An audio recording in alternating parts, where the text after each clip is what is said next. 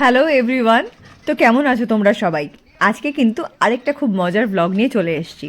তো তোমরা জানো এখন কিন্তু আমরা অলরেডি পেলিংয়ে আছি।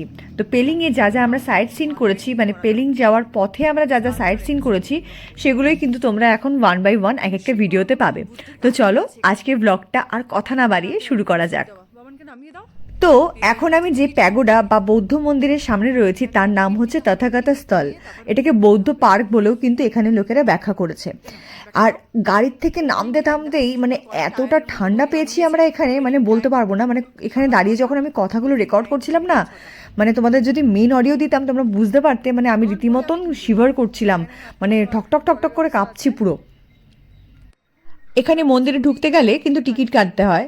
আর টিকিট কাটার এখানেই দেখো কি সুন্দর করে ওই টায়ারের মধ্যে ঘড়িতে করা আছে ক্লোজিং টাইম কখন, ওপেনিং টাইম কখন।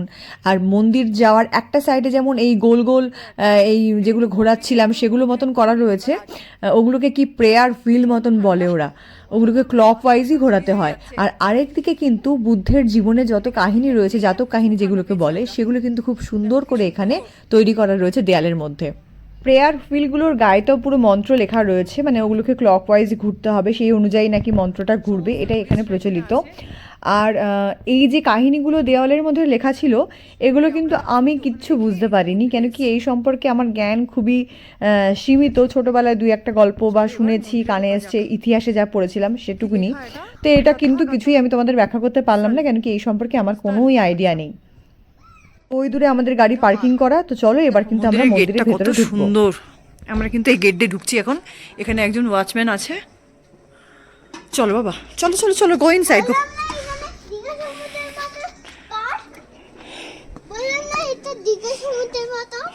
দীঘা সমুদ্রের মতো দেখো, এগুলো ফর সেল। বিনু দেখো বুদ্ধিস্টগুলো, সবকটা মূর্তি কিন্তু সেল করার জন্য রাখা দেখো এখানে কি হয়েছে। সুন্দর বুদ্ধাগুলো করা।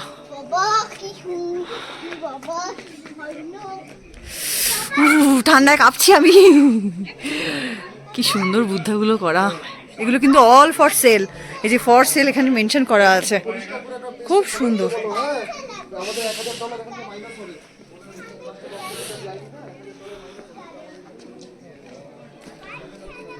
বাহ, কি সুন্দর লাগছে এখান থেকে ভিউটা।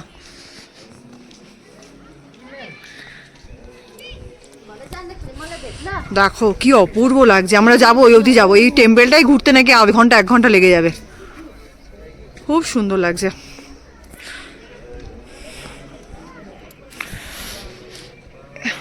এই পতাকাগুলোর মধ্যে না, সব কটার মধ্যেই কিন্তু কিছু না কিছু লেখা আছে।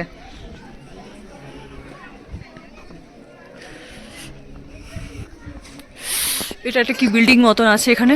হ্যাঁ, এইটা কিন্তু একটা রেসিডেন্সি বিল্ডিং। এখানে বেশ কয়েকটা রেসিডেন্সি বিল্ডিং রয়েছে, মানে এখানকার যারা ওই মঙ্ক টঙ্ক হয় ওনারা হয়তো থাকেন বা কিছু, অতটা আইডিয়া নেই ডিটেলসে। তো এরপরেই দেখলাম অনেক দোকানপাট রয়েছে এবং একটা ছোট্ট করে একটা কিড জোনও রয়েছে, যেখানে 2-3টে গাড়ি রাখা, যে বাচ্চারা ওখানে কিছু পে করে টিকিট নিয়ে কিন্তু গাড়িগুলো চড়তে পারবে। ইভেন একটা বড় গাড়িও রয়েছে, মানে কেউ যদি চায় যে আমি হেঁটে ঘুরবো না, গাড়ি নিয়ে ঘুরবো, তো সেটাও কিন্তু এখানে অ্যাভেলেবেল রয়েছে। এইগুলোও কিন্তু এই যে ওপরে ওপরে রয়েছে, এগুলোও কিন্তু সব রেসিডেন্সিয়াল বিল্ডিং। আর এই সামনের দোকানগুলোতে ম্যাক্সিমাম জিনিসপত্রই সব কিন্তু ওই বুদ্ধা রিলেটেড, ওই টাইপের ওদের ম্যাপ, ক্যালেন্ডার, আরও বেশ কিছু টুকটাক স্টেশনারি জিনিসপত্রই কিন্তু এখানে পাওয়া যাচ্ছে। আর আরটু সামনে এগিয়ে গেলে ওয়াশরুম আছে, তারপরে খাওয়ার দোকান আছে। 3-4-5টা খাওয়ার দোকান দেখলাম, যেখানে বেশ কিছু ট্যুরিস্ট এসে খাওয়া দাওয়া এনজয় করছে। এই ব্লু বোর্ডটা কিন্তু পুরো রোড ম্যাপ, মানে আমরা এখন আছি হচ্ছে পেলিংয়ের মধ্যে রা বাংলা নামক একটা জায়গায়। তো রা বাংলার কোথায় কোথায় কে কীভাবে ঘুরতে চাও, কোথায় কোন দিকে গেলে কি পাবে, সেটার কিন্তু পুরো ডিটেলিংটা এই ম্যাপের মধ্যেই করা আছে। আর আমরা যেহেতু এক্ষুনি সবে খেয়েই গাড়িতে উঠেছি, তোমরা তো দেখলেই মনে হয়, আগের ব্লগে তোমরা হয়তো দেখেইছো যে আমরা থুপকা খেয়ে গাড়িতে উঠেছিলাম। তো আমাদের পেট পুরো ফুল, এখন খিদে পায়নি, তাই এক্ষুনি এখান থেকে খাওয়ার কিন্তু কোনো প্ল্যান নেই।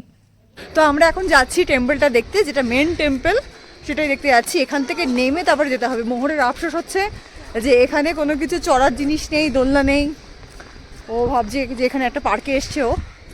এইটা কিন্তু এখানকার ট্র্যাডিশনাল ড্রেস, তো অনেক ট্যুরিস্টই কিন্তু এই ড্রেস পরে এখানে এসে ফটো তুলছে। এই যে এই দোকান থেকেই কিন্তু ড্রেসগুলো ভাড়া পাওয়া যাচ্ছে।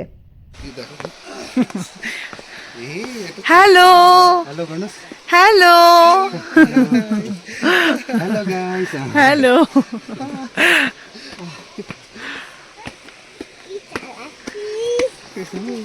এটা পুচকু বুড়ি হয়েছে, তোমার মতো পুচকু বুড়ি হয়েছে একটা। বুড়ি আবার হাসি আবার দেখে আমি কি করি হাসি হাসি হাসি মুখটা চুপকার বুঝো মুখটা কি বিশাল এ? হ্যাঁ বিশাল হ্যাঁ? বিশাল এলাকা নিয়ে। এরকম ঝর্ণা বিশাল ঝর্ণাটা তবে আমাদের কলকাতার ইকো পার্ক দেখার পর থেকে আর কোনো পার্কই আমার তেমন বিশাল লাগে না। না ইকো পার্ক না, আমি বলছি পার্টিকুলার এই জায়গাটা। জায়গাটা কি বিশাল। হ্যাঁ, গড়ি গড়ি happiness will never come to those who fail to appreciate what they already have. Buddha. Never see what has been done, only see what remains to be done. Shiva Mandir.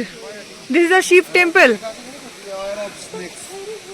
তাই হ্যাঁ ওই দেখো বাবা, বাবা এখানে কিন্তু স্নেকস আছে।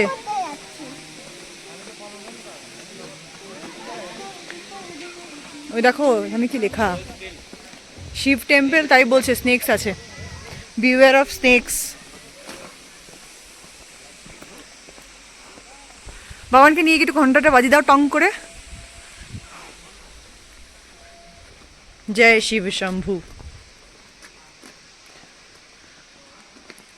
সুন্দর বাবান, জুতো পরা মা, ভেতরে ঢুকো না। মিনু ওকে নিয়ে একটুখানি ঘন্টাটা বাজি দাও। আচ্ছা আমি বাজি দিই।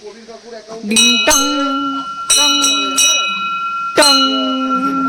মন্দিরের প্রবেশ পথ থেকে মন্দির অবধি এতটা বিশাল জায়গা নিয়ে আয়োজনটা রয়েছে যে আমরা রাস্তায় কিন্তু এক একটা করে সমস্ত জিনিস এক্সপ্লোর করতে করতে এসেছি। এখন আর এদিক ওদিক তাকাবো না, এখন কিন্তু আমরা স্ট্রেট মন্দিরের দিকেই যাচ্ছি। বাবান ডোন্ট গো, বাবান আস্তে আস্তে যাও, অনেক সিঁড়ি কিন্তু। এতগুলো সিঁড়ি ভেঙে উঠতে বেশ কিন্তু কষ্টই হয়ে গিয়েছিল আমাদের। তো এনিওয়ে আমরা কিন্তু মেন মন্দিরে চলে এসেছি। মেন মন্দিরের সামনে এসে এখান থেকে জুতো খুলেই তারপরেই কিন্তু ভেতরে প্রবেশ করতে হয়েছে। আর একদম মন্দিরের গেটেই কিন্তু লেখা ছিল ভেতরে ক্যামেরা বা কোনো রকম ভিডিও করা কিন্তু অ্যালাউ না, ইভেন ফটোও তুমি তুলতে পারবে না। এজন্য ফোন কিন্তু আমরা সাথে করে নিয়ে গেলেও কোনো রকম ফটো বা ভিডিও নিতে পারিনি। এরকম অনেকগুলো আছে চারিপাশে। তো আমরা কিন্তু এখন আছি রা বাংলায়। রা বাংলার এই বুদ্ধিস্ট টেম্পলটা ভিজিট করা কমপ্লিট হলো। প্রচুর ফটো তুলেছি, সব ফটো তোমরা পেয়ে যাবে। এনিওয়ে তো এখন আমরা এখান থেকে বেরোচ্ছি, এখান থেকে বেরিয়ে আমরা যাচ্ছি নামছি। ওখানেও একটা বিশাল বড় টেম্পল আছে, তো ওটাই এখন ভিজিট করতে যাচ্ছি। চলো। তো আজকের এই সুইট অ্যান্ড সিম্পল ব্লগটা আমি এখানেই শেষ করছি। খুব শিগগিরই আরেকটা নতুন ব্লগ নিয়ে দেখা হবে তোমাদের সাথে। তোমাদের কমেন্ট এবং লাইকের অপেক্ষায় রইলাম।